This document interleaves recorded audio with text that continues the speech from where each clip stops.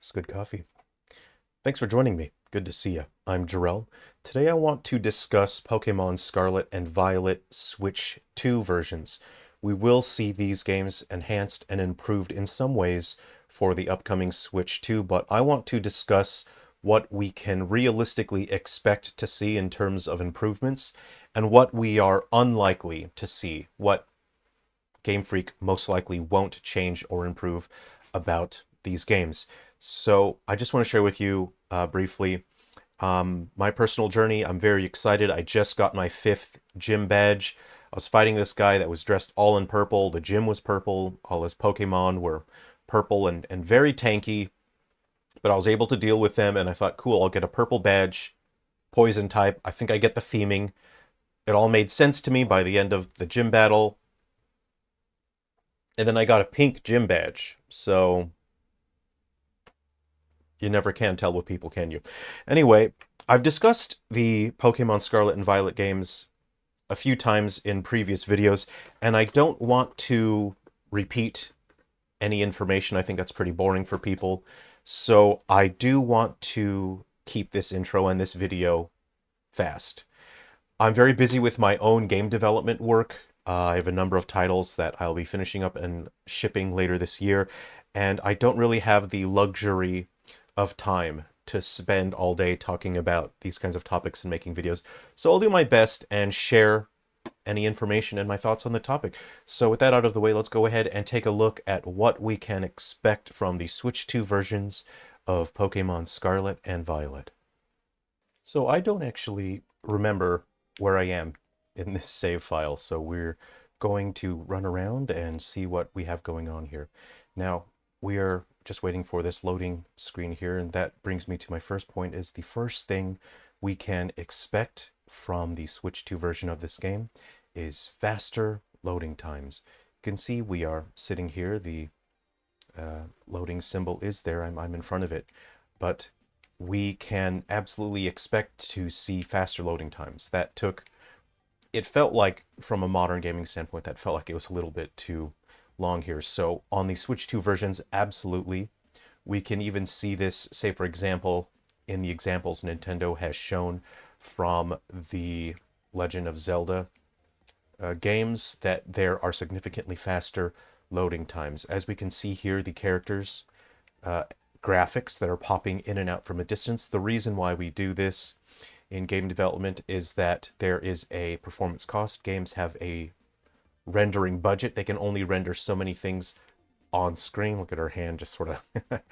We can only render so many things on screen before we reach our rendering budget, and everything has a cost. The character, the trees, the graphics, any visual effects. If we use too much of our rendering budget, the game slows down, and that's when you have the drop in frame rate. So what we can expect to see is farther drawing distances, which means the characters won't pop in and out. We would have to get much farther and farther away before the characters pop in and out. That is something we can expect to see. And also what we have here an example of is you see that Pokemon over there with its very jittery animation. That is a Rotom. Let's get closer and see what happens. Oh no, I think Rotom is actually Rotom is kind of like that. He's just kind of jittery. But you see here is, and this was very evident in early versions, especially the launch day version of Scarlet and Violet, is that as characters got farther from the camera, their animations, the way that their bodies move, they got significantly worse. They were very choppy. And that was done to alleviate some of the pressure on the rendering budget and the processing budget, is that if there are less frames of animation for the characters to process, then it would help improve the frame rate, because the game is already struggling. But in the grand scheme of things, lowering the frame rate of character animations does not actually give that much of a benefit. And so it's a situation where they were making the game worse and it wasn't actually helping that much anyway. You can see they've improved it with updates and patches. It's significantly better than it was earlier in the product lifespan, but you can tell the character in the back there that's walking just now, Her frame rate is a bit lower than this character here, but it's not as bad as it used to be. It used to be way worse than that. As she's getting farther away, you can see it's getting even lower frame rate on her animation, and then she disappeared into the void. So we can expect to see that not be an issue. We can expect to see smoother animations for the characters as they're moving, and that applies to things like windmills and flags. We've seen points in the game where windmills are turning in a very stuttered way. And I also want to point something out here, which I think is a little funny, is the quality of animation. So say, for example, as we get farther from this man, and as we saw with the woman as well, their hands actually are not being animated. Their hands are just like this, the default pose. You'll see as we approach this man and get closer to him, his hands will animate suddenly. They will have keyframe animation. You can see suddenly they're closed, and it's not because they're meant to do that. It's because that when he's farther from the camera, he's just programmed to not have keyframe animations applied to his hand in an attempt to improve the performance. But again, it doesn't actually give that much of a benefit. It doesn't actually help that much. Something that we will see, this is definitely a given, is smoother navigation through menus and boxes. So as we go through my boxes here, and this is hugely improved. In early versions of this game, it was way worse than this, but it took a while for the Pokemon's graphics to load in. In previous versions, you could be waiting, 10 seconds or so or thereabouts before all the icons loaded in. So it shows that Game Freak is listening. Game Freak is improving their product. They do want to make the game better for people. There is a minor delay, but in my opinion, it isn't really a big deal. I think that's fine, but it will be even better. It will be even smoother. Let's go ahead, and if we can take a look at our Pokédex here. Now, I've seen people that were, and this was from about a year ago, they were explaining how it takes a while for all of these images to load in. And this is something that Game Freak, again, has improved, because you can see that all of these assets just are smooth now. It's not taking a while for them to load in. We'll just boot one up. You can see that that goes through pretty smoothly. There's no lagging or waiting there. But there are some hiccups. There's some frame hiccups as we transition and open menus. There is a little bit of minor hiccuping in battle. But this is something that Game Freak has already improved, and it's something that inherently will be even better because the Switch 2 just has brute force. It has power. So, something that we'll see as well is we won't see the stuttering as we go from area to area. As we go to certain locations and environments, we see frame rate drops. And this is something that we will see improved on the Switch 2. We're just going to have smoother frame rates, and that's because the Switch 2 has brute force. It has raw power that the Switch does not have. So I'm going to leave this area, and we'll now traverse to this outdoor area. And it is a little stuttery, but this is hugely improved over what we saw previously. I've bumped into a Pokemon, and now I must engage in mortal combat. None of these moves are very effective, but the enemy is at a significantly lower level than me. One of the things that Game Freak fixed in the past was an issue the camera had. When the camera would get close to the ground, sometimes the camera could actually clip underneath the terrain, and you can see under the map it broke immersion, but that's something Game Freak fixed as well. And that is basically all we can reasonably expect. Faster asset loading, smoother performance overall. It'll have a smoother frame rate. There won't be stuttering when you're going from one area to another. Area 0 is particularly difficult for the game to render, so the performance drops significantly. As Pokemon get farther from the camera, if you have a look at the wheel on my ride Pokemon here, you can see that the wheel is actually quite angular. So the Pokemon is now a certain distance away from the viewing camera, and now it is using a lower poly count version.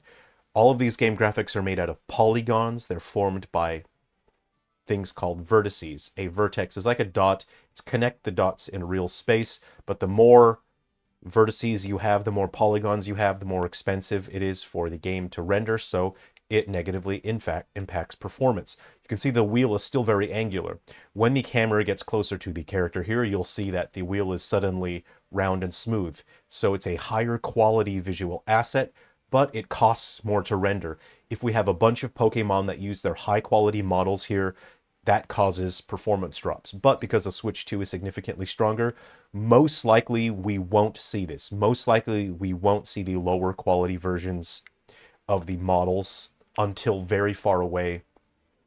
It would be ideal if they didn't switch to the lower level of detail until the Pokemon was so far away that we would not be able to discern the difference. So those are the things we can reasonably expect to see improved and changed. Now I'll explain what is possible, but we might not see. There's a good chance that they might not include these improvements, and that would be higher quality visuals. So say, for example, the terrain here, it's very plain looking. The development team could have used more advanced 3D modeling and 3D texturing techniques. They could have used more modern techniques to hide that so that we don't see the tiling.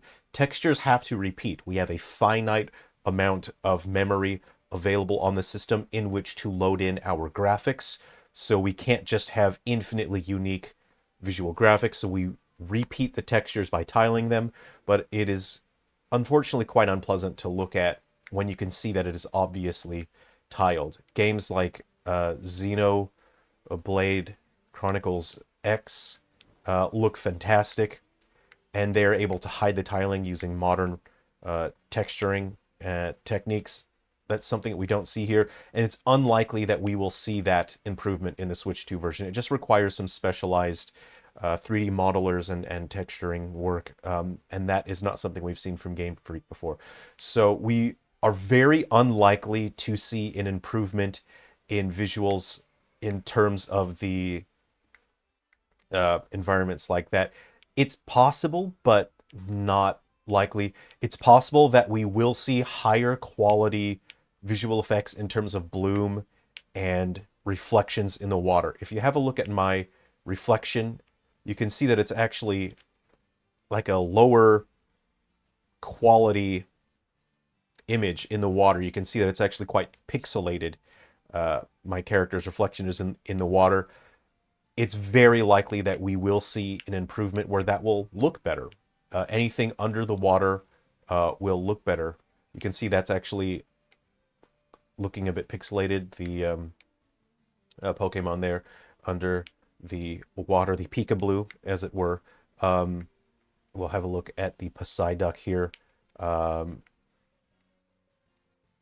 you can see that the reflection, it's more visible on the bigger Pokemon. And this is actually something I'm noticing. They've actually improved this. This is something that was more egregious in terms of its visual downgrade in previous versions. So I'm seeing that in recent versions, they actually have improved this, and they actually have made that better. So I'm actually quite impressed. I'm surprised and impressed. And that's it. I will discuss the things that it's basically very unlikely. It's probably a given that these things will not be improved. So the next things I'll be discussing will be things that the team, it's very unlikely that they will improve. So the first thing will be improved lighting and shadows. It's very unlikely that we will see improved lighting and shadows. I'll go ahead and just warp to another area so we can have a look at some other visuals. Let's go ahead and warp on over here. So we have a very basic lighting and shadow system. There is some use of physically based rendering, which is a modern form of calculating lighting and shadows to make visuals pop, to make them look nice. It makes things just look more visually complex and interesting to look at but it's quite expensive to render. But the environments themselves, the core assets are quite plain, and the lighting system is actually quite basic. Something that we don't see is a sense of volumetric lighting or atmospheric fog. Ideally, things in the distance should be fading away to match the color of the sky. You can see that it absolutely is not happening here. So it looks like a very... It's difficult to make a comparison because even PlayStation 1 and N64 games used a very simple form of fog, of distance fog. It's very basic technology that we've had for decades. It's something that we use to create a sense of density in the atmosphere. It's unlikely that they're going to improve that. If you look at a game like Breath of the Wild, they use true volumetric fog to make the distance blend into the sky, and it makes the atmosphere look organic and natural. It's not something that we are likely to see improve in this case. You see there's a hard line in the horizon there that doesn't exactly blend that well. Something that we won't see is upscaled textures.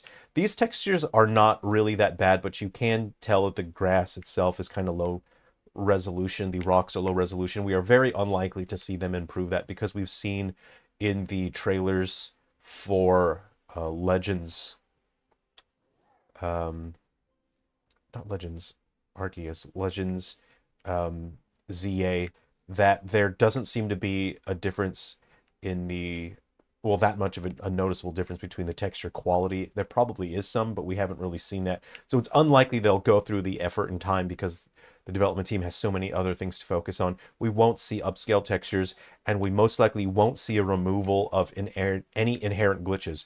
Now, early on in this game's lifespan, especially after launch, many people were roasting this game and making fun of glitches, but I could tell because I'm a developer and I work basically every day on the Switch. People were actually running this game on emulators. It was very obvious for me to tell. General everyday gamers probably wouldn't be able to tell, but I could tell people were running this game on emulators, resulting in weird glitches that don't happen on the Switch version. But unfortunately, people just sort of ran with it because they love roasting things, and they said, yeah, this game is full of glitches. A lot of the glitches we saw online were just exclusive to emulators. And it's tough. It makes it very tough for the development team to pinpoint and figure out what they should be working on. You'll see things like the environment will clip in and out. If the camera turns in a certain way, you'll see shadows from terrain flickering in and out. They're using internal logic to try to cull out the graphics to make it easier, but it's a whole... The development team has wasted their time doing that because modern rendering engines have something called frustum culling. If something is not on screen, it shouldn't be rendered anyway unless they use something called static batching, which basically groups everything together. So say, for example, if you static batch every tree, let's call it a pine tree. If one pine tree is on screen, then every single pine tree in the game has to be rendered. Let me just talk to this little fella. And that's why static batching isn't necessarily the best thing in the world. But otherwise, anything that's not on screen shouldn't be processed, so there shouldn't be a performance cost. So the development team has wasted their time trying to cull out the terrain, buildings and whatnot, and we see them flickering it. If you move the camera fast enough, you see shadows flickering in and out during combat. It's not great. Unfortunately, they would have to manually remove the logic for that from a programming standpoint, and I don't believe that they would spend the time and resources doing that. So unfortunately, I think those glitches will remain. So, and of course the resolution, I mean, that goes without saying, is that the game will run at full resolution. We see many points where the resolution here, internal rendering resolution, drops, and that's to try to keep performance higher.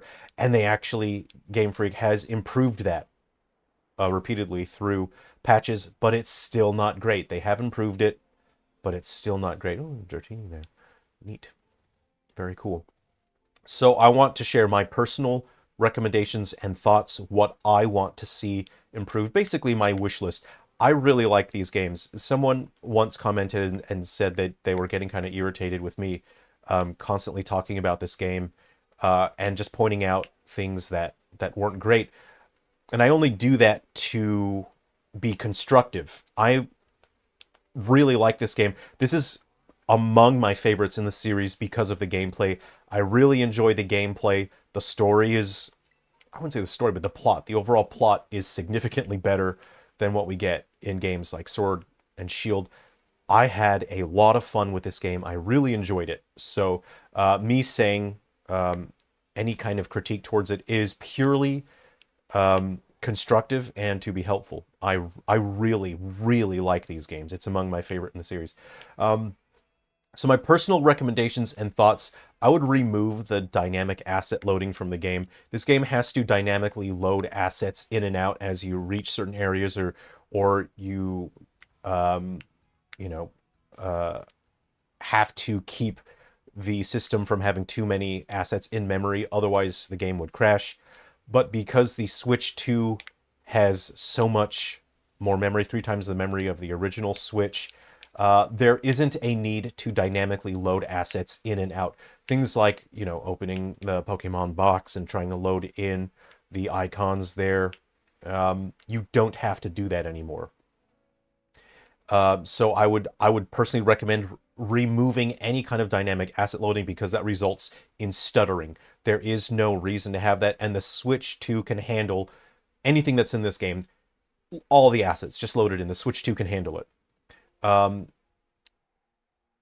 The implementation of volumetric lighting and some depth of field would make this game look significantly better. I look into the distance, there's no depth of field, there's no volumetric fog. This is very plain looking. This isn't that pleasant to look at, especially when you look at a game like Xenoblade Chronicles X or Breath of the Wild or Tears of the Kingdom. They use volumetric fog. In some cases, they use depth of field. On the Switch, depth of field was very expensive to render. It caused performance implications, so it's not great to have it here. But on the Switch 2, we've seen games with Switch 2, like Final Fantasy VII Remake, Cyberpunk 2077. They have depth of field and volumetric fog. I would strongly recommend implementing some of that because it would make the game just look and feel significantly better than what we see now. And whatever weird implementation of shadow casting that we see here, see how very stuttery it is as the sun light moves, or the primary source of light in the sky moves. The shadows are extremely stuttery. This is quite jarring to me. It's one of the things that I have to actively ignore when I'm playing the game. I've never seen a game do this. Obviously, the developers have implemented this for performance implications to try to improve performance here. Take that out. Whatever is happening there, and just use full real-time lighting, use a different lighting system. It would make the game just be so much better, just an overall significantly better experience. So that is what I would personally want from this. That's all I want. And it's not really that much to ask for. Even if you don't improve the textures of the terrain, who cares? Who cares? The people that complained about it have already spoken their piece. But what this game really needs is just better overall presentation in terms of the visuals. And it would be very simple to implement volumetric lighting and to change whatever weirdness is going on with the shadows. I would really like to see the geometry stop popping in and out. But who knows? Who knows what the developers will actually implement. So those are my points that I would love to see those improved. I would love to see those implemented. But maybe they won't. Maybe they won't. So, right, that is the list of things what we can expect, what's possible, but maybe we won't see, and what is very unlikely, and also the things that I would like to see. Thanks very much for spending some time with me, for enjoying these games. Again, I'm not attacking or criticizing this game. I'm offering critique from a helpful position as a fellow game developer. I massively enjoy these games. I really like Scarlet and Violet. I prefer X and Y. Something about X and Y. The region had so much life and character. The new Pokemon that they introduced, there weren't that many new ones actually. X and Y introduced not that many, but I really enjoyed them. And of course, I'm all about Fire Red and Leaf Green. I could go back and play Fire Red and Leaf Green any day, really. So anyway, I hope you enjoyed that. Thanks for spending a bit of time with me. I hope you enjoyed that. I'll put some links on the screen if you would like to see my other videos discussing Pokemon. Okay, be well. Don't forget to save your game manually. Good luck shiny hunting. Grind out those levels. I'll see you around.